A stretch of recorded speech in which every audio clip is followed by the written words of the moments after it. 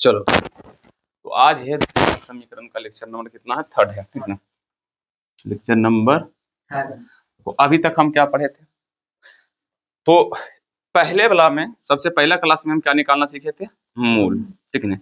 और second class में द्विघात समीकरण का रियल में हमारे लाइफ में क्या यूज होता है, हम उसके बारे में बताए थे। प्लस में ये भी बताए थे कि यहाँ से हमेशा क्वेश्चन तुम्हारा 5 नंबर में बनता है।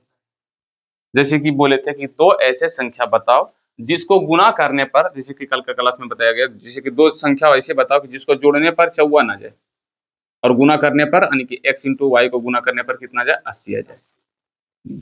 या तो दो लगातार धनात्मक पूर्णांक ऐसे बताइए जिसका गुणनफल, मतलब एक x, मतलब दो को ऐसे लगातार संख्या मतलब निकालिए, लगातार होना चाहिए, जैसे कि 23 तो 24, 24 तो 25, फिर उसका क्या आ जाए गुणनफल, मतलब 74 जैसा कुछ आ जाए, तो भैया उसको बोले थे माना कि संख्या पहले x, दूसरा का क्या जाएगा x प्लस 1 बराबर कितना आना चाहिए, 74 आना चाहिए। इसके अकॉर्डिंग हम क्या किए थे, बनाए थे। बहुत सारे इसमें हम हिसाब बनाए, जाकर वीडियो देख लो भैया, ये अपलोड हो चुका है। ये भी बताए थे कि ये कितना नंबर में बनेगा भैया, 5 नंबर वाला क्वेश्चन, ठीक है। और बहुत सारे और हिसाब है, बहुत सारे और हिसाब है जिसको हम चाहते तभी बता सकते, पर नहीं बताएंगे। क्यों? क्योंकि जब लास्ट डेट बचेगा ना एग्जाम का, तो एग्जाम में तो उस टाइम हम लॉन्ग क्वेश्चन का एगो सीरीज लेकर आते हैं भैया, उसमें सिर्फ 5 नंबर वाला हम क्या करते हैं, बताते हैं। तो कुछ कुछ ऐसे चैप्टर है जेकरा से फिक्स 5 नंबर पूछा जाता है, जिसमें से एक है भैया द्विघात समीकरण। तो उस टाइम हम क्या करेंगे, इसका डिस्कस कर लेंगे आसानी से, समझ में आएगा ना। कल इसीलिए हम थोड़ा थोड़ा बता दिए, इजी वाला इसीलिए बता दिए भैया कि ताकि तुमको समझ में आ जाए, और थोड़ा सा टफ लेवल का तुम्हें तभी समझ में आएगा जब इससे पहले वाला चैप्टर, यानी कि 3rd चैप्टर 2-4 वाले रैखिक समीकरण पढ़ोगे तब। इसीलिए यहाँ पर हम 5 नंबर वाला जो जितने भी हिसाब है, अभी उसको हम क्या कर लेंगे, स्टॉप कर लेंगे। क्यों स्टॉप कर लेंगे, उसका सबसे बड़ा रीजन, इससे पिछले वाला चैप्टर को थोड़ा सा पढ़ेंगे तो उससे कुछ कुछ सिमिलरिटी क्वेश्चन है। जैसे कि यहाँ पर x प्लस 1 बराबर कितना था, 54, तो x इंटू वाई बराबर क्या था, 80। तो यहाँ पर हम कैसे बनाए थे, x बराबर कितना आ जाएगा, 54 माइनस y, और फिर ये x का मान यहाँ पे रख दिए थे, तो बनाए थे। ये किस जो मान रखने वाला था, समीकरण 1 का मान 2 में रखने, जैसे क्लास 9th में जो पढ़ोगे ठीक है, जो 9th में नहीं पढ़ोगे तो यहाँ पर थोड़ा सा समझने में उसको क्या लग रहा है, टफ लग रहा है। क्या लग रहा है, टफ भैया। क्यों? क्योंकि इससे पहले चैप्टर में ये है कि समीकरण 1 का मान 2 में कैसे रखा जाता है, क्यों रखा जाता है, किस लिए रखा जाता है, ये इसीलिए हम क्या करेंगे, 5 नंबर वाला क्वेश्चन को अभी थोड़ा हम क्या रखेंगे, साइड, और उसको उस टाइम पढ़ेंगे जब हम लॉन्ग क्वेश्चन का सीरीज लेकर आएंगे तब। हर साल यही करते हैं, तुम्हारे साथ भी यही कर रहे हैं। ज्यादा सोचने की जरूरत नहीं कि सर मेरा क्वेश्चन क्या रहा, छूट रहा है। अगर कर रहे हो मेरे पास तो टेंशन लेने की जरूरत नहीं है। अगर कहीं और से आए हो तो फिर तो तुमको दिक्कत लेने की जरूरत है, लेकिन कोई बात नहीं, कहीं से आओ। जो इजी वाला क्वेश्चन रहता है 2 नंबर वाला, वो अभी पढ़ लेते हैं। लॉन्ग क्वेश्चन वाला हम साइड में बाद में पढ़ते हैं, जब ये सब होता है, ठीक है ना। तो आज के लेक्चर में हम क्या पढ़ेंगे, तो देखो मूल अच्छा, कितना लोगों को फॉर्मूला पता है द्विघात सूत्र का, द्विघात सूत्र minus B plus minus under root B square minus 4ac बटे, ये क्या है, तो मूल निकालने का फॉर्मूला है। क्या मूल बोले तो बहुपद में इसी को बोला जाता है शून्यक, मतलब x का हुआ मान जो पूरे द्विघात समीकरण या द्विघात बहुपद को क्या करते हैं, शून्य, उसको हम क्या बोलते हैं, मूल या तो शून्यक। अच्छा, ये भी बताए थे मूल निकालने के लिए कितने विधि, तो भैया 2 विधि, हालांकि होते हैं 3 विधि। कितने विधि, 3 विधि, पर एक विधि अब खत्म हो चुका है, जो कि अब एग्जाम में पूछा नहीं जाता है, तो इसलिए हम वो नहीं बताएंगे। पहला विधि है भैया गुणनखंड विधि, सबको पता होगा। गुणनखंड जो बहुपद में हम पूरा बनाए थे, गुणनखंड विधि। दूसरा द्विघात सूत्र, द्विघात सूत्र। तीसरा पूर्ण वर्ग विधि। ये अब हमारे एग्जाम में नहीं पूछा जाता। यहाँ पर इसका मतलब ये सिलेबस से हटा दिया है। पुराने बुक तुम्हारे पास एनसीईआरटी का होगा तो उसमें है, पर नए वाले में ये चीज नहीं है। अगर होगा भी तो कोई दिक्कत नहीं, हम बिहार बोर्ड में इसका कोई यूज, हमारे बिहार बोर्ड में कभी अभी तक नहीं पूछा है, तो भैया आगे भी ये नहीं। गुणनखंड और द्विघात सूत्र, तो ये 2 चीज तो हम क्या कर चुके हैं। और इसी में बोले थे कि भैया इसका भी पूछेगा 1/α, जैसे कि बोल देगा कि भैया फलन, जैसे कि मान लो 2x square minus 3x plus 4 equal to 0, क्योंकि जब तक 0 नहीं देंगे, चाहे कुछ नहीं बराबर मान नहीं देंगे, समीकरण नहीं करेगा। तो बोले इसका शून्यक, चाहे मूल बोल दे अल्फा और बीटा है, अल्फा और बीटा है, तो 1/α बाई 1/बीटा का मान क्या होगा, ये सब हम सब इसमें क्या किए बता दिए पहला लेक्चर में, जो कि कंप्लीटली तुमसे क्या होना चाहिए, बनना ही चाहिए। समझ में आ रही है बातें कि नहीं, समझ में आ रही है बातें, समझ में बातें आ रही है तो क्लास को आगे किसको किसको पिछले क्लास वाला सब चीज याद है, देखो नोट्स बनाओ और याद रखो। समझ में बात आई, ठीक ना। तो अब हम क्या निकालेंगे, अच्छा अब हम निकालेंगे सर मूलों का विवेचक, जहां विवेचक, ठीक सिर्फ विवेचक पढ़ेंगे, विवेचक या विविक्तर, विविक्तर या इसी को बोलते हैं हम डी, तीन नाम से इनको जाना जाता है। जैसे कि तुमको समीकरण दे दिया जाएगा, एक समीकरण हम दे देते हैं कि भैया लो 2x² - 7x + 5 = 0 का विवेचक निकाले। क्या निकाले, विवेचक या कुछ भी विविक्तर या तो डी निकाले, कुछ भी बोल दिया जाएगा, तुमको सिर्फ क्या करना है,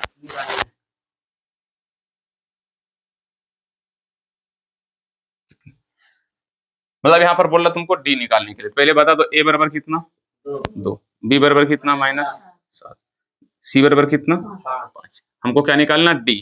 तो डी का एक फॉर्मूला आता है, यहाँ पे हम लिख देते हैं साइड में, डी बराबर होता है b² - 4ac, बस डी बराबर क्या आता है b² - 4ac। तो मैं यहाँ क्या लिख दूं, चाहे विवेचक लिख दो, विवेचक बराबर होता है b² - 4ac, b का मान बताओ कितना, -7, तो -7 का -4 गुने 2 गुने 5, -7 का स्क्वायर 49, और ये जगह है 10 यानी कि 40, ठीक ना। तो घटेगा कितना जगह, यानी कि डी का फाइनल वैल्यू आया सर, यही आ गया तुम्हारा, बन जाएगा। ये तो सबसे इजी, ये तो सबसे इजी है, ठीक ना। चलो और इसी को चेंज करके और दे सकते हैं। उम्मीद करते तुम सबको क्लास अच्छी तरह से समझ में आ रही है, इसमें कुछ अब जान ही नहीं है तो भैया इसमें मेरा रिस्क कुछ नहीं है भैया, ये बोलो जाकर किताब वाला कितना इजी की दिया, हालांकि है इसमें भी हार्ड हिसाब।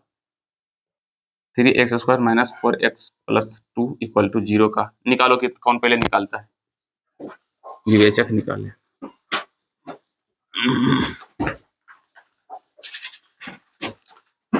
भैया a बराबर 3, b बराबर -4, c बराबर 2, तो d निकालना है, d बराबर b², फॉर्मूला लिख देते हैं उसके बाद निकालो, b² - 4ac निकालो। कितने लोग पहले निकाल पाते हो, वीडियो को पॉज करें और निकालें, वीडियो को पॉज करें और निकालें, कितने लोग पहले निकाल पाते हैं। अगर इतना इजी जिसे कि वीडियो पॉज करके बनाना चाहिए था, अगर जिससे नहीं बना इतना इजी तो फिर तुम्हें कुछ नहीं करना चाहिए, पढ़ाई को सीधा हटाकर छोड़ देना चाहिए। हालांकि कोई बात नहीं, नहीं बनता है एक आध बार, कोई दिक्कत होता नहीं, मजाक कर रहे थे, ठीक ना। क्या करेंगे, बी का मान रख देंगे, यानी कि -4 का -4 गुने 3 गुने 2, इसका आ जाएगा 16, माइनस माइनस तो प्लस ही हो जाता है, यानी कि 16, और यहाँ पर हो जाएगा -6 यानी कि 24, 16 में से 24 में से 16 जाएगा तो कितना बचेगा, आंसर है -8। सबका गलत हुआ, किसी का -12 आ रहा है, किसी का -15 आ रहा है, लेकिन किसी का -8 नहीं है। भैया मान अच्छे से रखो, 4 का स्क्वायर 16, 4 गुने a गुने c, ठीक है, 4 का स्क्वायर 16, 4 × 12 दूना की 24, ठीक है, तो -8 है। चलो कोई बात नहीं, इस बार फिर से देते, फिर से बनाओ, सबका गलत हुआ, आराम से सब बनाना है।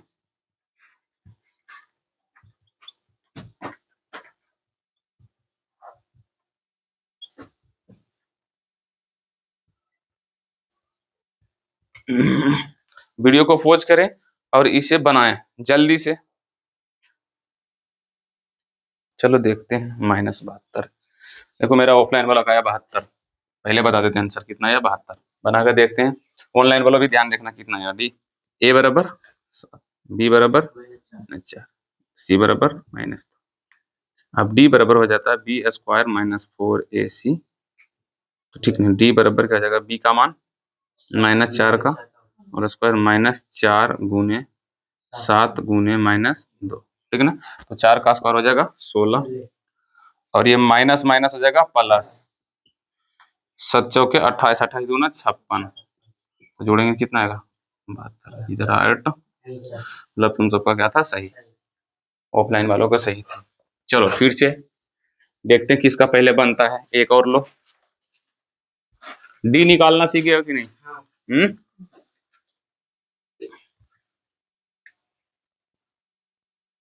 डी निकालें, 3x² minus 7x plus 5 equal to 0 का डी निकालें। देखते हैं किसका पहले बनता है। वीडियो को रोकें और जल्दी से बनाएं, आंसर बाद में मिला लेना। तुम सब बोल रहे हो कि -11 आया, चलो देखते हैं कर। ए का मान 3, बी का मान -7, सी का मान 5, फिर डी का बराबर b² माइनस 4ac, ठीक है। तो डी इक्वल टू बी का मान -7 का स्क्वायर टाइम -4 इंटू 3 इंटू 5 इसका कितना था? 49 माइनस 4 तिहाई 12, 12 5 60। डी का वैल्यू आ गया -11, ठीक है। मतलब सबका ऑफलाइन वालों का सही है। ऑनलाइन वालों भी देख लेना, वीडियो को पहुंच कर मिला ही रहे होगा भैया, अगर मिल रहा हो तो ठीक, नहीं मिल रहा होगा तो दिक्कत तो है। अच्छा, हम पिछली क्लास में, इससे पिछली क्लास में द्विघात सूत्र पढ़े थे, -b plus minus under root b² minus 4ac बटे 2। अब यही 4ac ना यहाँ पे है, यही 4ac को अब क्या बोल रहे हैं हम, d। तो तुमको फॉर्मूला ऐसे भी लिखा हुआ मिल सकता कि -b plus minus under root d बटे 2a, और d का बारे में तुमको तो पता ही है, d बराबर b² माइनस 4ac। तो कहीं कहीं तुमको ऐसा ही मिलेगा। फिर भी ये कौन सूत्र है, द्विघात सूत्र।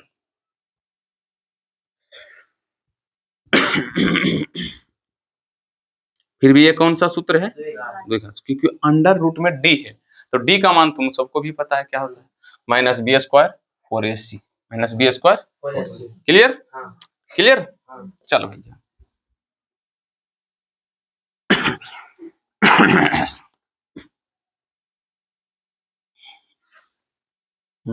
ठीक ने। अब अगला हेडिंग डालो, मूलों की प्राकृतिक। मूलों की प्राकृतिक। मूलों की प्राकृतिक क्या होता है? जैसे कि हम बोले थे कि कोई समीकरण दे देते हैं, कोई भी समीकरण ले लेते हैं, जैसे कि 2x² minus 8x minus 7 equal to 0। तो इसमें हम बोलेंगे सर जी मूल निकालो। मूल का मतलब x का वह मान जो ये पूरा समीकरण को क्या कर दे, 0। x का वह मान जो ये पूरा समीकरण का क्या कर दे, 0। तो क्या तुम्हें ऐसे, जैसे कि अब बोलेंगे इसका मूल निकालने के लिए, मूल निकालो भैया, तो तुम क्या करोगे, ये तो गुणनखंड विधि या तो द्विघात सूत्र यानी कि -b plus minus under root d बटे 2a। ये फॉर्मूला के द्वारा क्या करोगे तुम, इसका क्या करोगे, x का मान निकालोगे, उसके बाद निकलेगा। लेकिन हम बोलेंगे बिना कुछ सूत्र या गुणनखंड के प्रयोग किए हुए तुम बताओ कि यहाँ पे x का मान होगा या नहीं होगा। ऐसा थोड़ी ना भैया कि जैसे कि पहले ध्यान से समझो, 2x² minus 8x minus 7 equal to 0। तो यहाँ पर हम बोलेंगे x का मान निकालो कि जो इसको क्या कर दे, 0। तो हो सकता है x का मान होगा भी और x का मान नहीं भी होगा। जरूरी थोड़ी ना भैया कि x का मान होगा ही होगा। जैसे कि अभी तक हम जितना हिसाब पढ़े उसमें x का मान मेरा कुछ निकल ही रहा था, लेकिन हम यहाँ पर जो हिसाब दिए उसको तुम निकालो। जैसे कि रुको अभी हम दिखाते हैं तुमको, एक हिसाब दिए थे, रुको 1 मिनट जस्ट, तुम सबको शायद याद आ जाए तो शायद, हाँ, तो 4x² plus 3x plus 5, 4x² plus 3x plus 5 बराबर 0। तुम इसको सोल्व करो, इसमें x का मान नहीं निकलेगा, x का मान नहीं होगा। तो मतलब यहाँ पर यह कहा जा रहा है कि इस समीकरण का जो है ना बाबू, इस समीकरण का हल नहीं है, हल नहीं है। तुम निकाल के देख लेना, इसमें x का मान कोई विधि से, गुणनखंड विधि से या तो द्विघात सूत्र के द्वारा, किसी के द्वारा भी तुम निकाल लो, इसमें x का मान नहीं आएगा। और तुम बुक में भी जाके आंसर देखोगे तो लिखा रहेगा इसका कोई हल नहीं है, इसका कोई हल नहीं है। कैसे पता किए थे, तो इसको निकालें, या तो गुणनखंड विधि द्वारा तो नहीं निकलेगा, द्विघात सूत्र के द्वारा निकालें, सोल्व करते गए पता चला कि आंसर आया ही नहीं, और आंसर आया भी तो था, ऐसे आया था, मतलब अजीब ढंग के 3 प्लस रूट 71 ऐसी शायद था, अब बटे कुछ 5 था ऐसे, बटा 5 x का मान ये आया था ना। तो उस टाइम तो हम बोल दिए थे आसानी भैया इसका यही आंसर होगा रियल में, लेकिन इसका x का ऐसा आंसर नहीं होगा। जब ऐसा मान आ जाए तो मतलब इसका हल नहीं होगा, नहीं होगा। मतलब हर टाइम समीकरण का x का मान ओहो, मतलब एनी टाइम x का जो मान है कभी आएगा तो कभी नहीं आएगा। लेकिन अभी तक जितना हिसाब पढ़े थे उसमें तुम्हारा आ रहा था, लेकिन अब 2 हिसाब जो दिए जिसमें x का मान तुम्हारा नहीं आने। क्लियर? तो भैया कैसे पता चलेगा? तो भैया तुम या तो गुणनखंड विधि से निकालो या तो सूत्र के द्वारा निकालो। लेकिन अब क्वेश्चन है कि भैया बिना द्विघात सूत्र लगाए, बिना गुणनखंड विधि द्वारा निकाले, क्या तुम x का मान है या नहीं क्या तुम बता सकते हो? मतलब हम पूछ रहे हैं कि इस समीकरण का मूल है या नहीं, मूल है या नहीं, ये बता सकते हो? तो आंसर है सर जी हाँ हम बता सकते हैं। और इसी को हम सब बोलते हैं मूलों की प्राकृतिक। मूलों की प्राकृतिक मतलब, मूलों की प्राकृतिक मतलब द्विघात समीकरण का वह मान जो इस समीकरण को क्या कर दे, शून्य कर दो। है या नहीं इसी के बारे में हम क्या करना है, प्राप्त करना है। तो भैया अब कैसे निकालेंगे? तो वो कैसे निकालेंगे, मूलों की प्राकृतिक क्या है?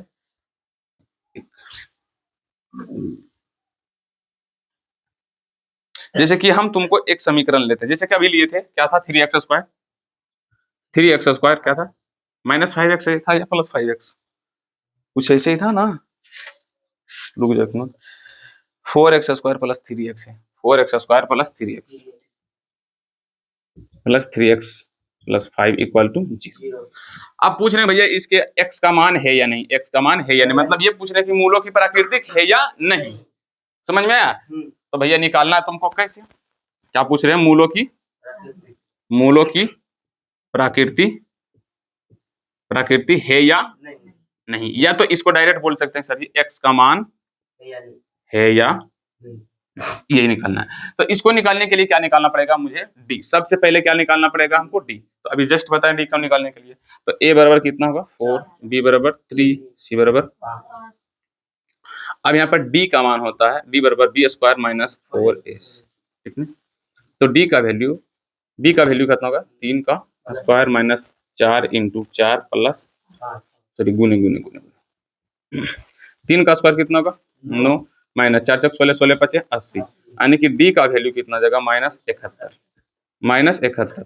अब डी का मान -71 आया, इसका मतलब क्या है सर, ठीक। अच्छा एक और निकालते हैं पहले, उसके बाद हम तुमको क्या करेंगे बताएंगे। 2x square minus 5x, 2x square minus 5x plus 3 equal to 0। इसका पूछ रहे मूलों की प्राकृतिक है या नहीं। तो a का मान तो पता है तुमको, b का मान -5, c का मान 3, तो निकालना तुमको d बराबर b स्क्वायर माइनस 4ac। तो d का वैल्यू b का 5 यानी कि -5 का होल स्क्वायर माइनस 4 गुने 2 गुने 3, ठीक है। तो d का वैल्यू कितना हो जाएगा 5 पचे 25 माइनस 4 दूना 8, 8 तिहाई 24। तो d का वैल्यू फाइनल कितना आया 1। तो यहाँ पर d का जो मान आया वो प्लस में आया है, और यहाँ पर d का मान है जो माइनस में है कि नहीं। तो इसका मूल है पर इसका मूल नहीं है, मतलब इस समीकरण में x का मान नहीं है और इस समीकरण में x का मान है। तो मतलब हम क्या पूछे कि मूलों की प्राकृतिक है या नहीं, तो इसका आंसर होगा नहीं और इसका होगा सर हाँ होगा। इसका आंसर होगा नहीं और इसका आंसर है कि हाँ होगा। समझ में आया, समझ में बात आई कि नहीं। हम फिर से बता देते भैया कि ये द्विघात समीकरण है, इसमें पूछ रहे हैं कि x का मान, अगर इसको सोल्व करेंगे तो फिर पता चल ही जाएगा, लेकिन बिना सोल्व किए हम कैसे पता कर सकते हैं। तो भैया हमें d का फॉर्मूला यूज करके हम मूलों की प्राकृतिक यानी कि x का मान है या नहीं है हम ये पता कर सकते हैं। यदि d का मान इसमें हो, d का मान देख लेना यहाँ d का मान। अच्छा एक काम करो, -71, पहले हमको ये बता दो बाबू तुम सब, -71 बड़ा कि 0 बड़ा? 0 सोच लो, 1 बड़ा कि 0 बड़ा, कौन बड़ा? 1 बड़ा कि 0 बड़ा, जो बड़ा रहता है उसके तरफ ऐसे तीर घुमा देते हैं। अच्छा, इसमें 71 बड़ा कि 0 बड़ा? 0 बड़ा, सब जानता होगा, क्योंकि 0 रुपया मतलब मेरे पास कुछ नहीं है, और माइनस 71 रुपया मतलब तुम्हारे पास 71 रुपया किसी के कर्ज लिया गया है, तो तुम्हारे पास एक टेंशन है कि उसको हमको देना है। जैसे कि मान लो हम महीने में 1 रुपया कमा रहे हैं, कोई बात नहीं, 1 रुपया का इनकम मेरे पास आ रहा है। कोई होगा जो 1 रुपया भी नहीं कमाता होगा, कोई है 1 रुपया कमा रहा, कोई 0 रुपया कमा रहा, और कोई ऐसा है जो माइनस 71 मतलब 71 रुपया क्या कर रहा है, ले रहा है किसी से कर्जा, हर महीना 71 रुपया कर रहा है, कर्जा ले रहा है। तो बताओ कौन गरीब है, -71 कि 0 कि 1? तो सिंपल है -71। तो भैया अच्छा, इसमें अमीर आदमी कौन है? तो 1, और उससे अमीर 0, उसके बाद सबसे गरीब कौन है? तो छोटा ई हुआ, उसके बाद सबसे बड़ा ई हुआ, बड़ा मांझिल छोटा। समझ में आ रहा है कि नहीं? तो यहाँ पर डी का मान कितना आया? -71 और एक तरफ कर देते हैं 0। तो बताओ बड़ा कौन, 71 कि 0? तो भैया 0 तरफ क्या कर देते हैं? 0 तरफ। तो तुम्हारा बुक में एक फॉर्मूला दिखेगा, बुक में कैसा फॉर्मूला पता है? बुक में ऐसे कि डी ऐसे करके लिखा है, पता नहीं इसका कुछ नाम होगा, मुझे याद नहीं आ रहा, शायद रिग्रेट बोलते हैं या कुछ भी बोलते हैं, हम तीर के निशान बोल देते हैं। हम क्या बोलते हैं? तीर के निशान। अब तीर के निशान इस तरफ है तो मतलब 0 से डी का मान क्या होना चाहिए? बड़ा, लेकिन यहाँ पर क्या है? छोटा। तो मतलब हमें क्या करना था? 0 की तरफ क्या करना? घुमाना। तो जब डी का मान, ध्यान से सुनना, जब डी का मान 0 से, जब डी का मान 0 से क्या आया, ये कम या ज्यादा? कम। जब डी का मान 0 से कम आए तो मूल नहीं होगा, नहीं होगा। लेकिन बुक में तुम्हारा ऐसे नहीं लिखा है भैया कि मूल होगा या नहीं होगा। पता कैसे लिखा है? ऐसे लिखा रहेगा, देख लेते हैं एक बार, थोड़ा सा यही ना लिखा हुआ है तुम्हारा बुक में, कैसे लिखा हुआ? क्या बोले थे? डी का मान 0 से क्या होना चाहिए? छोटा होना चाहिए। तो हाँ, कोई सही लिखे हैं, सही है, कोई है, कोई मूल नहीं होगा। लेकिन तुम्हारा बुक में कैसे लिखा हुआ? काल्पनिक। क्या लिखा हुआ? काल्पनिक। काल्पनिक मतलब जस्ट इमेजिनरी आंसर हो सकता है, इसके रियल में आंसर नहीं हो सकता। जैसे कि तुम सब फिजिक्स में भी पढ़ा होगा काल्पनिक रेखा, तो मतलब रियल में नहीं होता, लेकिन हम सब क्या करते हैं? मान के चलते हैं। मतलब इसका हल नहीं है, लेकिन फिर भी हम निकालेंगे तो मान के हम चलेंगे। तो यहाँ पर हम लिख देते हैं भैया, यदि डी का मान, सॉरी, लिख जाओ यहाँ पर मूलों की प्रकृति में फर्स्ट में, यदि डी का मान 0 से कम हो तो उसके मूलों की प्राकृतिक, उसके मूलों की प्राकृतिक नहीं, अर्थात काल्पनिक और कुछ था लिखा हुआ, काल्पनिक, हाँ ठीक है, काल्पनिक होगा, अर्थात काल्पनिक होगा। कैसे? तो भैया डी 0, हम क्या बोले थे अभी, क्या लिखे ऊपर में कि डी का जो, यदि डी का, यहाँ पर डी लिखना था, क्या लिखा रहा मेरे से, यदि डी का मान 0 से क्या होना चाहिए? कम होना चाहिए। तो भैया 0 बड़ा होना चाहिए और डी कम होना चाहिए। तो बड़ा के तरफ ऐसे तीर का सिंबल रहता है, बता ना, जो बड़ा है उसके तरफ ऐसे कर दो, तो मतलब इसका फाइनल ये वाला आ जाएगा। तुम्हारा बुक में ऐसे लिखा रहेगा, जब भी ऐसे लिखा रहेगा तो मतलब समझ लेना कि मूलों का हल नहीं। यदि डी का मान 0 से क्या आ जाए? बराबर, बड़ा आ जाए, थोड़ी अगला क्या, यदि डी का मान 0 से ज्यादा यानी कि बड़ा आ जाए तो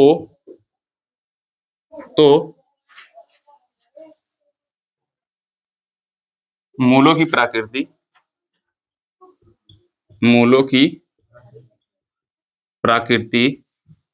वास्तविक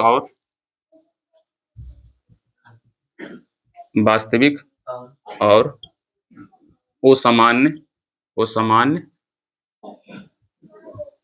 असामान्य होगा। मतलब ये क्या लिख दिया सर जी, वास्तविक, वास्तविक मतलब रियल में मूलों यानी कि x का मान रियल में होगा पर सामान्य नहीं होगा। मतलब ये क्या है सर, ये क्या आप नई बला लेकर आए हैं, आप ये कैसी नया बला लेकर आए हैं कि भैया वो सामान्य होगा, मतलब बराबर नहीं होगा, बराबर नहीं होगा। मतलब d का मान जो होगा वो 0 से क्या होना चाहिए, बड़ा होना चाहिए। लिखा हुआ है यदि d का मान 0 से बड़ा आ जाए तो मूलों की प्राकृतिक, वास्तविक और वो सामान्य होगा। ये रट्टा मारने वाला चीज है भैया, इसको तुमको रटना ही पड़ेगा। अच्छा, थर्ड पोजीशन में और होता भैया कि यदि d का मान, देखो एक तो बोले थे d का मान 0 से छोटा आना चाहिए तो बड़ा होना चाहिए, लेकिन इस टाइम हम क्या बोल रहे हैं कि 0 का जो मान होता, सॉरी d का जो मान होता वो 0 का क्या आ जाए, बराबर आ जाए। तो मतलब जब हम d का मान निकालें तो वो पूरा, जब d का मान निकालेंगे तो पूरा क्या आ जाए, 0 आ जाए, क्या आ जाए, 0 आ जाए। तो क्या होगा, तो यदि d का मान, यदि d का मान 0 हो जाए, 0 के शून्य लिखना चाहिए, नहीं तो तुम सबको लग रहा है ओ लिखा हुआ है ना, शून्य के बराबर हो तो मूलों की प्रकृति, मूलों की प्राकृतिक वास्तविक होगा पर सामान्य भी होगा, वास्तविक और समान होगा। मतलब d का वैल्यू कितना आएगा, 0 आ जाए। ये तुम्हारा मोस्ट इंपोर्टेंट टॉपिक है भैया कि भैया मूलों की प्रकृति क्या होता है, हम बता दिए थे। कितने लोग को पता है भैया, तुम चाहो तो लिख सकते हो कि मूलों की प्राकृतिक मतलब किसी द्विघात समीकरण में x का वह मान जो बहुपद, मतलब बहुपद को द्विघात समीकरण को शून्य कर सकता है या नहीं, समझा। तो बिना सूत्र को ज्ञात किए हुए जब निकालते हैं तो उसी को क्या बोलते हैं हम, मूलों की प्राकृतिक। अब प्राकृतिक 3 तरह के होते हैं, वास्तविक, समान, वास्तविक असमान, काल्पनिक असमान। काल्पनिक असमान भी लिख सकते हो, काल्पनिक और असमान होगा, काल्पनिक और असामान्य होगा, वो सामान्य लिख सकते हो, कोई दिक्कत नहीं। अब इसी को हम चाहे तो शॉर्ट ट्रिक में कैसे याद रख सकते हैं, शॉर्ट में ये देख, डी का मान यदि 0 से क्या हो, छोटा, मतलब 0 बड़ा छोटा, तो क्या होगा, काल्पनिक, मतलब मूलों की प्राकृतिक नहीं होगा, मूलों की प्राकृतिक नहीं होगा, नहीं होगा। मतलब x का मान नहीं निकलेगा, तुम निकाल के मार भी जाओगे तो नहीं निकलेगा। ऐसे बोलते हैं काल्पनिक और मूलों की प्राकृतिक नहीं होगा, तो तुम्हारा दिमाग में आया ये क्या बोले सर, और जैसे ही बोले कि भैया x का मान नहीं निकलेगा, हाँ सर अच्छा बात बोले, ये तो सब जानते ही जानते हैं। तो भैया जैसे तुमको याद रखना है रखो, कोई बात नहीं है। जैसे कि मूलों का यहाँ पर क्या लिखा हुआ, मूलों की प्राकृतिक नहीं होगा, मतलब x का मान नहीं होगा। अच्छा, यदि d का मान 0 से क्या आ जाए, बड़ा, तो हाँ होगा, वास्तविक होगा, मतलब होगा पर सामान्य नहीं होगा, वास्तविक और वो सामान्य होगा, सामान्य होगा, ठीक है। यदि d का मान 0 आ जाए तो वास्तविक रियल में होगा और प्लस में सामान्य भी होगा, वास्तविक और सामान्य होगा, ठीक है। ये चीज मतलब ये है, इस सिंबल का मतलब है क्या, मूलों की प्राकृतिक है पर सामान्य नहीं होगा, मतलब वो सामान्य होगा। d का मान अगर 0 आ जाए तो वास्तविक होगा और सामान्य भी होगा। समझ में आया या नहीं, समझ में बातें आई या नहीं, हटा मिटा दें इसको। इसको जल्दी से नोट्स करो, इसको बढ़िया से याद करना, यहाँ से कैसे एग्जाम में क्वेश्चन पूछा जाएगा वो तुमको बताते हैं। मिटा दें, नीचे में जो छोटा सा शॉर्ट है उसको रहने देते हैं, क्योंकि अभी हमें क्या देना, जैसे कि मान लो मैंने दे दिया तुमको एक हिसाब, 3x square, 3x square minus 4x plus 3 का के मूलों की प्राकृतिक बताएं, के मूलों की प्राकृतिक बताएं। तो बताओ भैया, मूलों की प्राकृतिक बताना पहले हमको क्या निकालना पड़ेगा, डी, ए बराबर बी बराबर सी बराबर, तो डी का हमको निकालना है बी स्क्वायर माइनस 4ac। तो यहाँ पे क्या हो जाएगा, -4 का होल स्क्वायर माइनस 4 गुने 3 गुने 3 है रे, 4 का कितना जगह 16 माइनस 3 3 9 9 36, तो यहाँ पर फाइनल वैल्यू कितना आ जाएगा? -20। -20 है ना? तो यहाँ पर जो डी का वैल्यू आया वो कितना आया? -20। डी का वैल्यू कितना है? -20। अब ये 0 से बड़ा है या छोटा? छोटा है। तो यहाँ पर डी, यहाँ पर लिखेंगे 0, डी और 0, डी और 0। बड़ा कौन है यहाँ पे? 0। ये ना, अर्थात मूलों की प्राकृतिक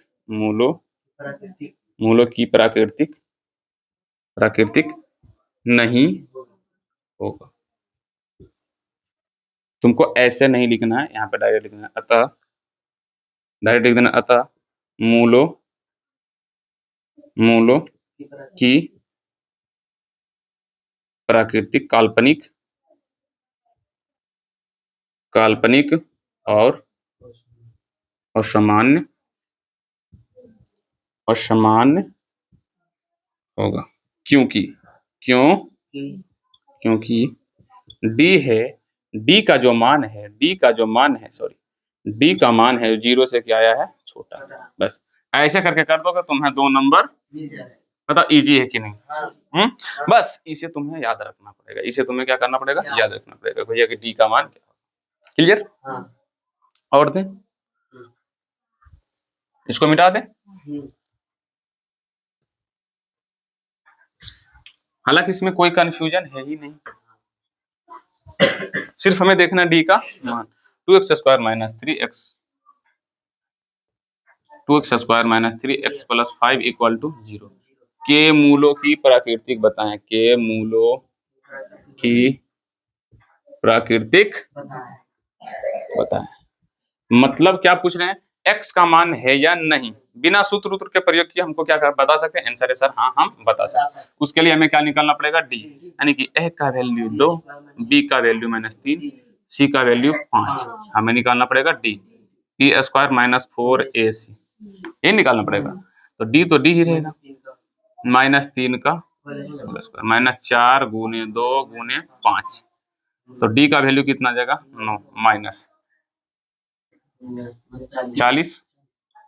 तो डी का वैल्यू कितना जाएगा? -31। तो यहाँ पर डी का मान 0 से छोटा है कि बड़ा?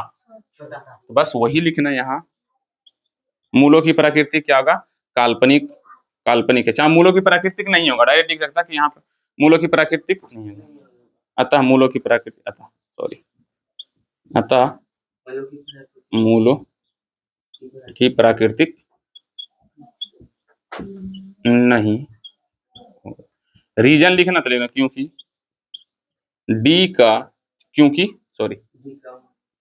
तुम चाहो तो हिंदी में भी लिख सकते हो, क्योंकि डी का मान 0 से क्या है? कम है। ऐसे भी लिख सकते हो क्योंकि डी का मान 0 से कम है, तो डायरेक्ट लिख दो डी का मान 0 से क्या भैया? कम है। ऐसे भी लिख दोगे तो मतलब ये हिंदी में लिखो, या देखो मैथ में सिंबल ऐसे है, हिंदी में लिखना तो लिख दो क्योंकि डी का मान 0 से क्या है? कम है। और सिंबल से भी वो समझ जाएगा जो पढ़ा लिखा टीचर जो जांचता है वो। अब मेन बात जानता है, बच्चा को दिमाग में हमेशा सबसे ज्यादा क्वेश्चन, सबसे मतलब डाउट वाला क्वेश्चन कि ऐसे पढ़ाएं, ऐसे बनाएंगे हिसाब में नंबर देगा या नहीं। अब तुमसे हम ये क्वेश्चन पूछते हैं, जो तुम्हारा क्वेश्चन जो जांचने वाला रहता है मैथ में या कुछ में, पहले ये समझ लो कि वो आंडू पांडू मास्टर नहीं रहता है। उसके पास पहले से आंसर शीट रहता है कि भैया ऐसे बच्चा के बना लेना चाहिए। और तुम्हारा बनाने का तरीका नहीं, तुम्हारा आंसर दिखा जाएगा। क्या देखा जाता है? आंसर, कि भैया आंसर तुम्हारा क्या है। लेकिन हाँ, जो भी जांचने वाला टीचर रहता है वो बढ़िया परफेक्ट टीचर रहता है। इसी में भैया किसी को सरकारी मास्टर पहला दूसरा जो पढ़ा रहा है उसको उठा कर जाकर तुमको क्या करेगा? जचवा देगा। ऐसा कुछ नहीं होता। लेकिन वो जांचते हैं, एक्सपर्ट रहते हैं जांचने वाला। समझ में आया कि नहीं? अरे हर कोई टीचर घूसे लेके थोड़ी ना नौकरी लेता है, जांचने वाला थोड़ा सा अलग होता है। लेकिन तो ऐसे बना दोगे, तुम्हारा लास्ट में सिर्फ आंसर मायने रखेगा कि भैया तुम आखिर क्या, उसका आंसर पता है भैया इसका आंसर ये होगा, वो देखेगा मिलेगा तो सही है, नहीं मिलेगा तो सीधा तुम्हारा क्या करेगा? काट देगा। कहीं ना कहीं तुम गड़बड़ बीच में कर दिए हो। क्लियर? तो मूलों की प्राकृतिक अभी तो सबका काल्पनिक ही आ रहा है, मतलब हल ही नहीं आ रहा। चलो आप नेक्स्ट लेते हैं। अब हम क्या करते हैं मम्मी इतना जोर से छींक आता है। जांच करें कि निम्नलिखित समीकरणों का वास्तविक मूल है या नहीं। बोला कि भैया हम दे रहे हैं समीकरण, जिसको चेक करके बताना कि मूल वास्तविक है या नहीं। जैसे कि 3x² + 2x + 1 = 0। पूछ रहे बताइए कि इसके मूलों की वास्तविक है या नहीं। समीकरण इतना इतना का मूल वास्तविक है या नहीं। अब देखो कहीं पर मूल हम ऐसे लिख रहे हैं मौसू कर लो मूल, कहीं पर मदरूगु कर लो मूल, तो तुम सब कंफ्यूजन है सर आखिर मूल होगा तो होगा कैसे। हमारे लिए दोनों सही है। हम भैया हम वो बाप हैं जो कभी भी एक लोग मतलब एक नेतिया दो नेतिया नहीं करते। हम दोनों बेटे को समान मानते हैं। हम दोनों तरीका है ऐसे मेरा समझ में आया कि हाँ, क्या डायलॉग मारा सर। ए का मान 3, बी का मान 2, सी का मान 1। हमें निकालना किसका मान, डी का। डी बराबर बी स्क्वायर माइनस 4ac। 2 का भाई हमारा लगता फिर ये माइनस में ही जाएगा। इसका पहले पता चल रहा कि इसका वास्तविक काल्पनिक होगा, वास्तविक समान नहीं होगा। इसका क्या होगा, काल्पनिक। हर बार पता नहीं ऐसा ही हिसाब क्यों आ रहा है मेरे साथ। अच्छा यहाँ पर हम कर देते प्लस -1। लो भैया लो, करो अब तुम कैसे करोगे, ठीक है ना। 2 का बुक से हम ले रहे हैं, सारा का सारा वही आ रहा है। 2 का स्क्वायर -4 गुने गुने -1। तो डी का 2 का स्क्वायर 4 माइनस माइनस 4 तिया 12, कितना जाएगा डी का मान 16। अब यहाँ अतः मूलों की प्राकृतिक क्या है, मूलों की प्राकृतिक कौन बता सकता है। प्राकृतिक क्या है, वास्तविक और असमान। वास्तविक और तुम सब इतना देर में बोला गया नहीं, सामान्य होगा। क्योंकि यहाँ पर डी का जो मान है, डी का मान 0 से क्या आ गया है, बड़ा। बस यहाँ पर डी का मान 0 से बड़ा तो वास्तविक और समान, क्षमान बोला था, क्षमान। अगर डी का पूरा कट छट के 0 आ जाएगा, डी बराबर ऐसे आ जाए 0, तो मतलब वास्तविक समान होगा। क्लियर, क्लियर, मिटार दे। चलो अभी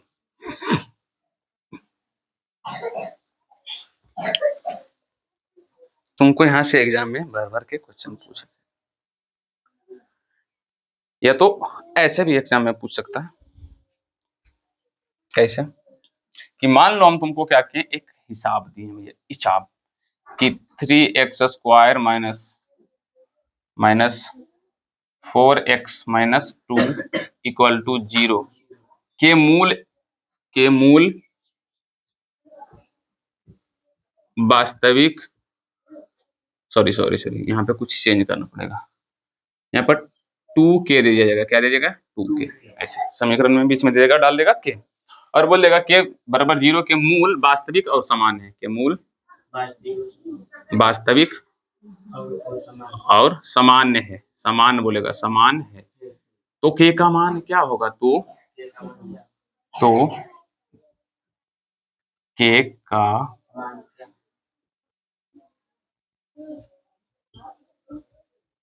अब देख, अगर क्वेश्चन इजीली पढ़ोगे तो इजीली तुमसे बनेगा। तो यहाँ पर इस बार मूलों की प्राकृतिक नहीं पूछा है, सिर्फ मूलों की प्राकृतिक पहले से दिया है।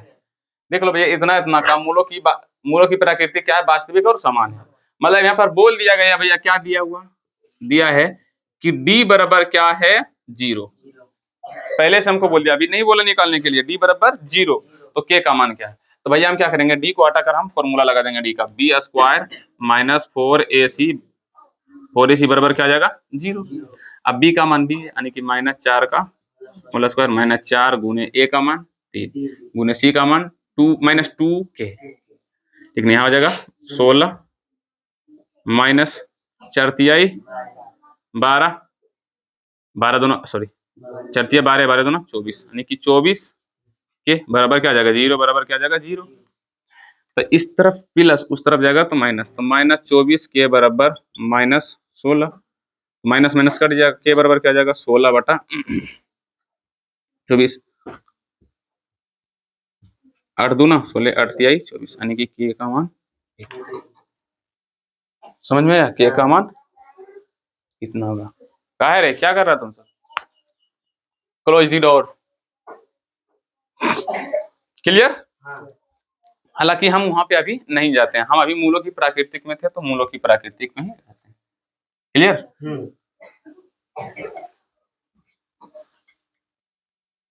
चलो इसी को हम क्या कर देते हैं, बताते हैं। फिर से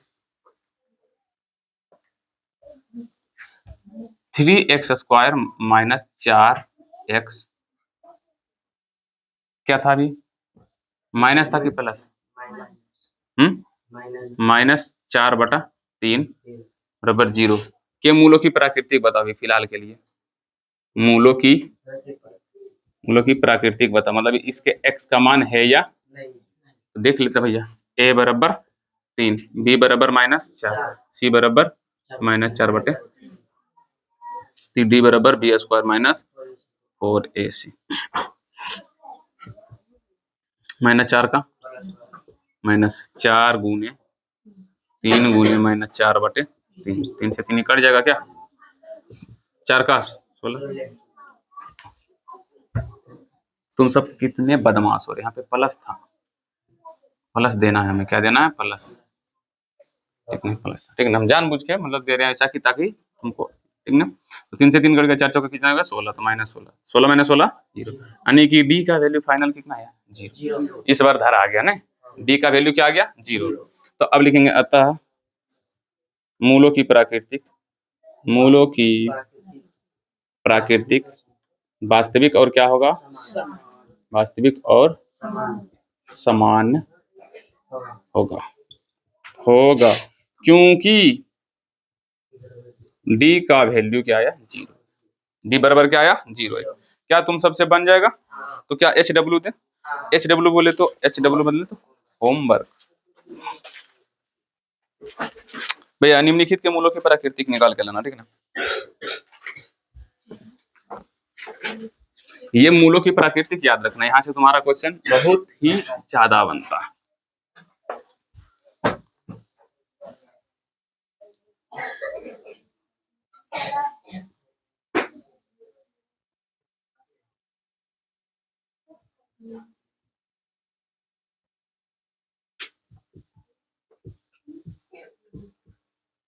बताएं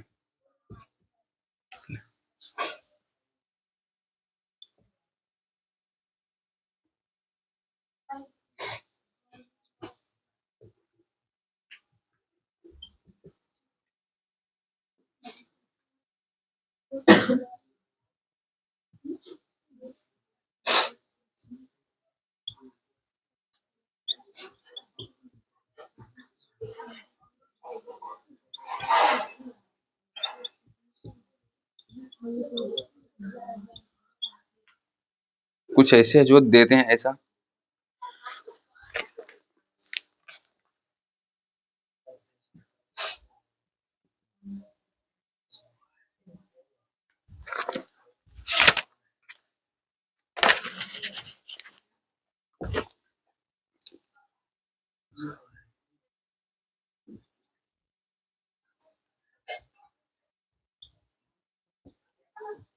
दस थ्रो देते हैं।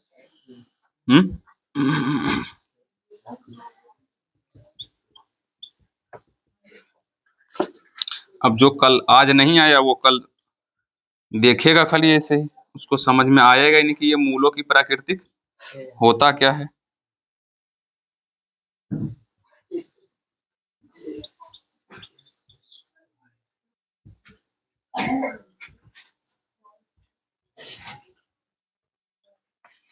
लो भैया, इस सभी के क्या निकाल के लाना है, मूलों की प्राकृतिक।